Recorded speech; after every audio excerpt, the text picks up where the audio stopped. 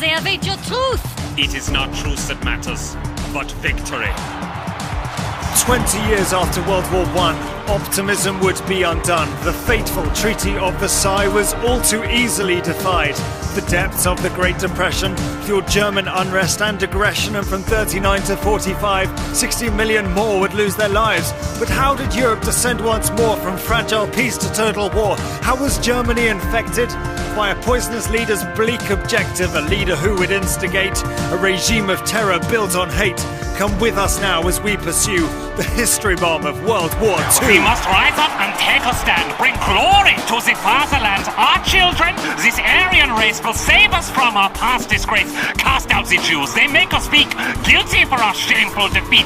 We have suffered so dreadfully. Let us now secure our destiny. Hitler seized control of Germany in 1933 and defied the Treaty of Versailles, rearming, marching into the Rhineland and Austria, and invading Czechoslovakia.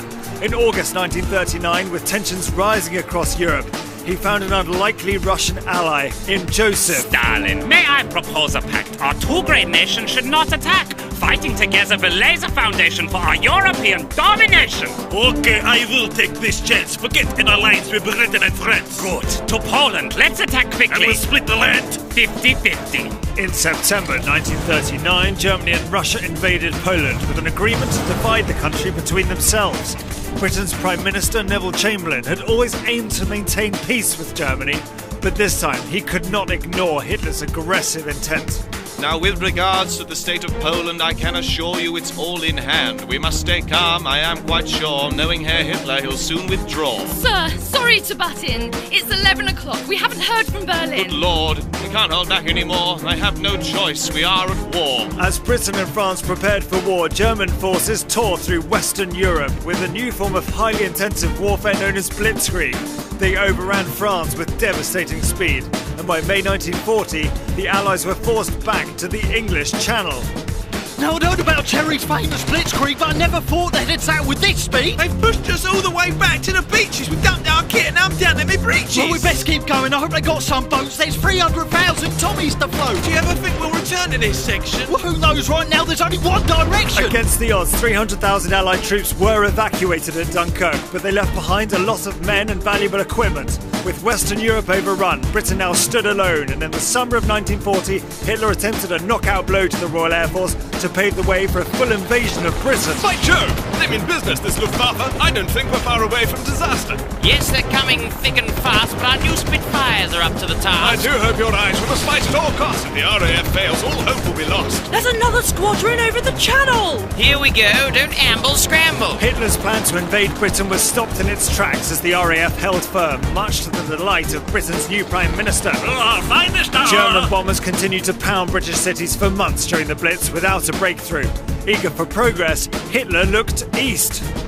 Mein Führer, we blast another banner. I fear this blitz can't last much longer. Blast! In that case, we march east to Russia. Stalin's not going to like In this. June 1941, German forces advanced against Russian troops, who to this point had been on the same side. Then, as if taking on one growing superpower was not enough, in December there was trouble in paradise as US forces in Hawaii came under a surprise Japanese attack. What in the heck is going on? These Japanese, they're just too strong. They've taken out the battleships and our planes have burned out on the airstrip. The sneak attack, they've got some nerve. Don't worry, they'll get what they deserve. They've won this battle, but watch out, Japan. You've just awoken Uncle Sam. The Japanese attack on Pearl Harbor brought the USA into the war. This would prove pivotal, and in June 1942, the US struck a decisive victory over the Japanese at the Battle of Midway.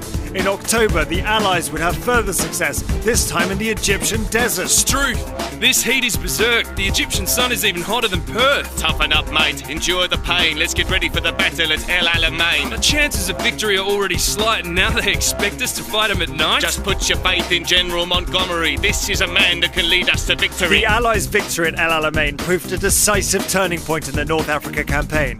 Meanwhile, on the Eastern Front, the Germans were suffering heavy losses in the snows of Stalingrad. They were short of supplies and the Russians were resolute and determined. Whilst Hitler continued to send divisions east, in June 1944, the Allies launched an ambitious attack in France. Howdy, y'all. Get out the way. America's here to save D-Day. We got as many troops as you could once open up a second front. We'll flood the beaches with our guys and take the Germans by surprise. Our tanks and guns will never miss. They're never going to let us forget this. The D-Day landings gave the Allies a foothold in Europe, from which they pushed forwards towards Germany. It wasn't all plain sailing, but after 11 months, on the 8th of May 1945, victory in Europe was secured. Whilst Germany surrendered, Japan refused to back down, and the USA decided to unleash 2 knockout blows. My God, what have we done? Hiroshima and Nagasaki, well, they're just gone. The nuclear age has been unfurled.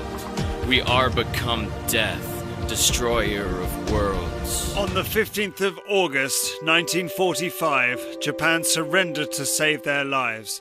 The entire world had been transformed around this truly global war.